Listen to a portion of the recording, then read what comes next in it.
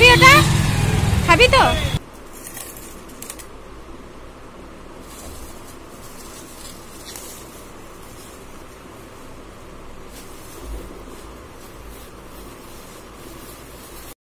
তো বন্ধুরা সকাল সকাল রেডি হয়ে গেছি আর কোথায় যাচ্ছি তাই তো সেটা যদি জানতে হয় অবশ্যই তোমাদেরকে আমার সাথে থাকতে হবে, পুরো ব্লগটা দেখতে হবে। তো এখন বাজে সকাল 10টা, এখন থেকে আমি আমার ব্লগটা শুরু করছি। গুড মর্নিং জানিয়ে আমি ব্লগটা শুরু করছি। তোমরা সবাই কেমন আছো? আশা করছি ভালো আছো, আমিও ভালো আছি। আর কোথায় যাচ্ছি সেটা তো অবশ্যই তোমাদেরকে বলবো। তো চলো ঝটপট রেডি হয়ে গেছে। আমার কাজলটাকে এমন জায়গায় ও ফেলে দিয়েছিল আমি খুঁজেই পাচ্ছিলাম না, যার জন্য এত লেট হয়ে গেল। তো চলো তোমরা সাথে থাকো, দেখতে থাকো। তো বন্ধুরা এখন তো বাড়ি থেকে বেরিয়ে পড়েছি আর এখন আমার প্রচণ্ড মাথা গরম। তার কারণটা হচ্ছে এই যে দেখাচ্ছি, এই যে এখন আসছে হেলতে দুলতে তোমাদের দাদা, যে ওকে পাঠিয়েছিলাম যে দুটো বট পাতা নিয়ে আসতে আর বটের ডাল নিয়ে আসতে, সে কখন পাঠিয়েছে আর এখন হেলতে দুলতে আসছে। তো আমার মাথা ভীষণ গরম হয়ে গেছে। আর বাইরে বেরিয়ে দেখো প্রচণ্ড রোদ্দুর, আর এর উপরে যে বাসের জন্য ওয়েট করতে হবে এই ভেবে যেন আমার আরও বেশি মাথা গরম হয়ে যাচ্ছিল। এদিকে তোমাদের দাদা যেই দেখেছে যে আমার মাথা গরম, সেই আসলে একটু মাস্কা মারছিল যে তোমাকে এই ড্রেসে সুন্দর লাগছে। তারপরে দেখতে দেখতে দেখো রোদটা গায়েব হয়ে গেল আর চারিদিকে মেঘ। তো এই সময় দাঁড়াতে একটুও কষ্ট হয়নি। তো একটু পরেই আমরা বাস পেয়ে গেছিলাম। তো বাসটা একটা কথা মানে ভীষণ ভালো হয়েছে যে বাসটা ভীষণ খালি ছিল। তো সোনা জানলার সামনে চলে গেছে ওর, যেহেতু ওটা জায়গা। আর যেতে যেতে তোমাদের এই জায়গাটা দেখাই। আমি যতবার এখান থেকে যাই আমার এই জায়গাটা কিন্তু খুব ভালো লাগে।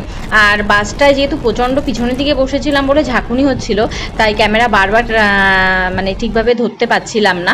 তারপরে শেষমেশ আমরা নেমে গেছি যেখানে যাব সেই জায়গায়। তো এবার তোমাদেরকে আমি জানিয়ে দিই, আজকে হচ্ছে আমার দিদির ছেলের তোজো বাবার 21 দিনের ষষ্ঠী পুজো। তার জন্য ওদের বাড়িতেই যাব। তার জন্য পুজোর জন্য একটু মিষ্টি কিনতে চলে এসেছি। আর মিষ্টি কিনতে আসবো কি, এদিকে চিকু বলছে যে ও এই মিষ্টিটা খাবে আর অন্যদিকে তোমাদের দাদা বলছে রাবড়ি খাবে। তাই বলছি ঠিক আছে, যে যেটা খাবে। আর আমার সেই মুহূর্তে কিছু খেতে সত্যি ইচ্ছা করছিল না। আর বাচ্চাদের কিছু কিনে দেওয়া মানে ওরা একটু খাবে আর অর্ধেক নষ্ট করবে। তো সেটাই আমি খেতে খেতে মানে ফেলে দিতেও তো গায়ে লাগে বলো, টাকা দিয়ে কিনে।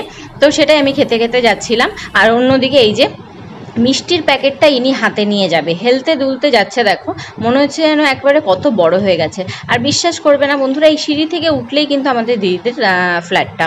আর কিন্তু যতবার ও আসবে ততবার ও লিফটে যাবে।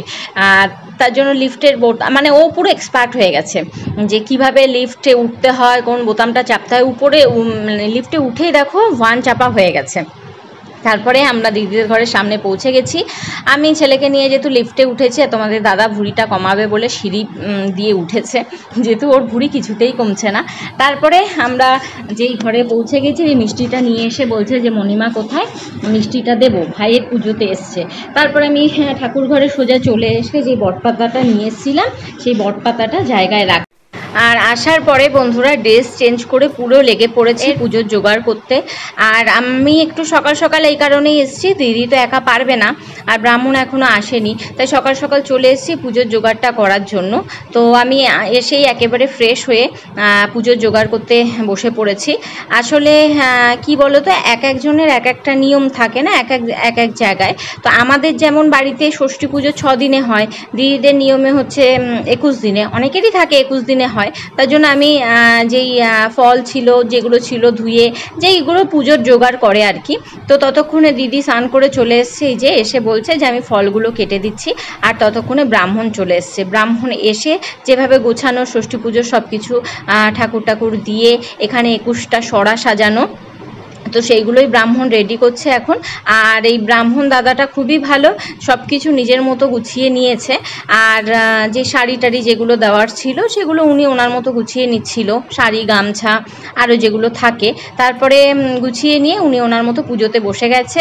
অন্যদিকে দিদি শাড়ি পরে চলে এসছে, দাদা এই যে দুজনে একসাথে মিলে পুজোতে বসেছে। আর পুচকুটাকে একটু পরে নিয়ে আসবে, কারণ ও সবে খেয়ে ঘুমাচ্ছিল।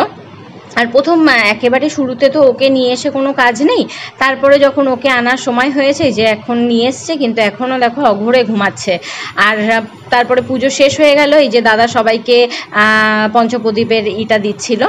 আর আমার এদিকে আর কোনো কাজ নেই, সকালে পুজোর জোগাড় করার পরে আর কোনো কাজ ছিল না। আর শেষে ওদের নিয়মে তবে ওদের পুজোর পরে এই সরাগুলো দিতে হয়, তো সেটাই দিদি আমার হাতে তুলে দিচ্ছিল। অন্যদিকে ব্রাহ্মণ যেহেতু এমনি কিছু খাবে না, তাই ওনার জন্য লুচি বানানো হচ্ছিল। তো সারাদিনের পুজোটা খুব ভালোভাবেই মিটে গেছিলো। এই সন্ধ্যাবেলায় পুচকুটাকে নিয়ে তোমাদের দাদা আমি নিয়ে বসেছিলাম। আর এই যে ছোট্ট মুখটায় যদি দাড়ির খোঁচাগুলো লাগে, বাচ্চারা বিরক্ত হয় না বলো?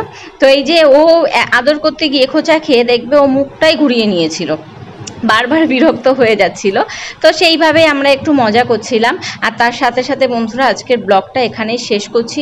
যদি তোমাদের ভালো লাগে আমাদের ব্লগটা, তাহলে অবশ্যই তোমরা লাইক করবে, কমেন্ট করবে, শেয়ার করবে, আর আমার চ্যানেলটাকে সাবস্ক্রাইব করে আমার পাশে থাকবে।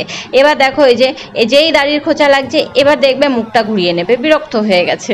ওরে বাবা, বাচ্চাদের বিরক্ত হলে মুখটা কি কিউট লাগে না? আর এমনিতেই কিন্তু ও খুব শান্ত, সচরাচর কাঁদে না। আর ও যেইভাবে ওকে আদর করছিল তাতে যে কোনো মানুষ বিরক্ত হবে। তো যাই হোক বন্ধুরা, আজকের ব্লগটা এখানেই শেষ করছি। আবার তোমাদের সাথে দেখা হবে নতুন একটা ব্লগের সাথে, নতুন একটা দিনের সাথে। ততক্ষণ ভালো থাকবে, সুস্থ থাকবে, পরিবারকে নিয়ে আনন্দ থাকবে, আর আমাদের তোজোকে অনেকটা আশীর্বাদ করবে।